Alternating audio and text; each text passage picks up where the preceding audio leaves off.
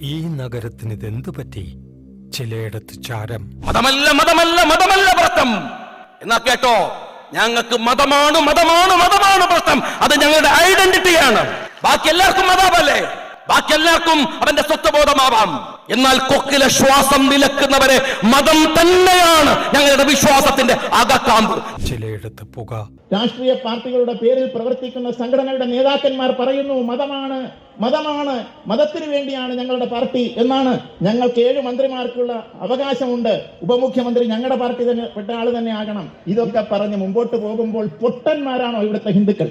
ഈ ഭാരതത്തിലെ ജനാധിപത്യം നിങ്ങളെ സംരക്ഷിക്കും, നിങ്ങളുടെ മക്കളെ സംരക്ഷിച്ചുകൊള്ളും. ഭാരതത്തിന്റെ ഭരണഘടനയുടെ ആനുകൂല്യങ്ങൾ നിങ്ങളുടെ മക്കൾക്ക് കിട്ടും. ഇവിടുത്തെ സുപ്രീം കോടതി മുതൽ താഴോട്ടുള്ള കോടതികൾ അവർക്ക് വേണ്ടി നിൽക്കും എന്ന് ആരും വിചാരിക്കേണ്ട. കാരണം ഈ കോടതിയൊക്കെ പോകും. ഇവിടെ വരാൻ പോകുന്നത് ശരീഅത്ത് കോടതിയാണെന്ന് അവർ പറയുന്നു. അത് വേണമോ വേണ്ടയോ എന്ന് നിങ്ങൾ തീരുമാനിക്കൂ. എന്താ ആരുമൊന്നും പറയാത്തത്? മിണ്ടാതെ സഹിക്കുന്നത് എന്തിനാ പുക? സഹിക്കാവുന്നതിനും അപ്പുറമാണിത്. ഈ മതമല്ല മതമല്ല മതമല്ല പ്രശ്നം 80കളിലെ ഡിവൈഎഫ്ഐ ഉയർത്തിയ ഒരു മുദ്രാവാക്യം ഇപ്പോഴും വർഗീയവാദികളെ എങ്ങനെ അലോസരപ്പെടുത്തുന്നു എന്നതുകൊണ്ടാണ് മതമാണ് മതമാണ് മതമാണ് പ്രശ്നം എന്ന് പറയുന്നത്.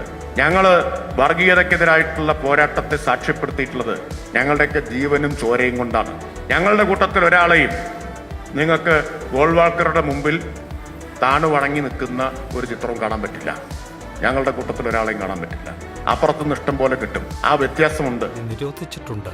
ഇത് ലംഘിക്കുന്നതിന് പിഴ നൽകേണ്ടി വരും. മതമല്ല മതമല്ല മതമല്ല പ്രശ്നം, എരിയുന്ന വയറിലെ തീയാണ് പ്രശ്നം.